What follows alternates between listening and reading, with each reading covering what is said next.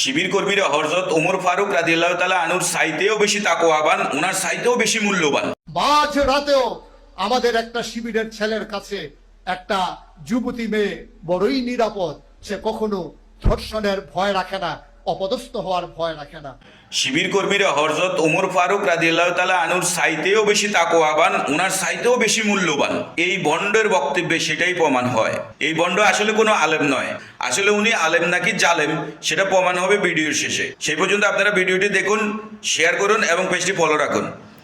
হযরত ওমর ফারুক রাদিয়াল্লাহু তাআলা আনহুর কথা এই বিশ্বের এমন একজন মুসলমান নাই যিনি জানে না।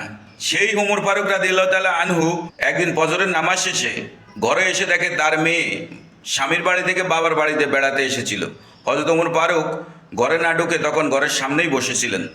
এমত অবস্থায় একজন জৈনক ব্যক্তি তার নিজস্ব কাজকর্মের জন্য ওমর ফারুক রাদিয়াল্লাহু তাআলা আনহুর ঘরের সামনে দিয়ে হেঁটে যাওয়ার সময় দেখলেন যে ওমর ফারুক ঘরের দরজায় বসে রইলেন। ওই জৈনক ব্যক্তি সারাদিন ওনার কাজকর্ম সেরে সন্ধ্যায় যখন বাসায় ফিরছেন হযরত ওমর ফারুক রাদিয়াল্লাহু তাআলা আনহুর ঘরের সামনে দিয়ে, তখন দেখলেন যে একই জায়গায় হযরত ওমর ফারুক বসে আছেন। তখন জৈনক ব্যক্তি ওমর ফারুককে জিজ্ঞেস করলেন, ইয়া আমিরুল মোমেনিন, আমি সকালবেলাও দেখলাম আপনি ঘরের সামনেই বসে আছেন, এখন সন্ধ্যাবেলা আমি দেখলাম আপনি একই জায়গায় বসে আছেন, এর পিছনের কারণটা কি অনুগ্রহ করে বলেন। তখন হযরত ওমর ফারুক রাদিয়াল্লাহু তাআলা আনহু বললেন যে আমার মেয়ে ঘরে, তাই আমি ঘরে প্রবেশ করছি না। যদি শয়তান আমাকে কুপ্রবৃত্তি দেয়, অসওয়াসা দেয়, তাহলে আমার ঈমান নষ্ট হয়ে যাওয়ার সম্ভাবনা আছে। এখন আপনারা বলেন, এই ভণ্ড আলেম যে এই কথাটা বললো শিবির কর্মীর কাছে মাঝ রাতেও একটা যুবতী মেয়ে নিরাপদ, এ কি ইসলাম বিরোধী কথা বলে নাই? এছাড়াও আপনারা আরও কিছু বক্তব্য যদি আপনারা শুনেন, যেমন আমির হামজা, কাজী ইব্রাহিম, আর এই নতুন ভণ্ড, এই ভণ্ড তো আসলে কোরআন হাদিসের কারণে ভাইরাল হয় নাই, ও ভাইরাল হয়েছে উদ্ভট কিছু বক্তব্যের কারণে।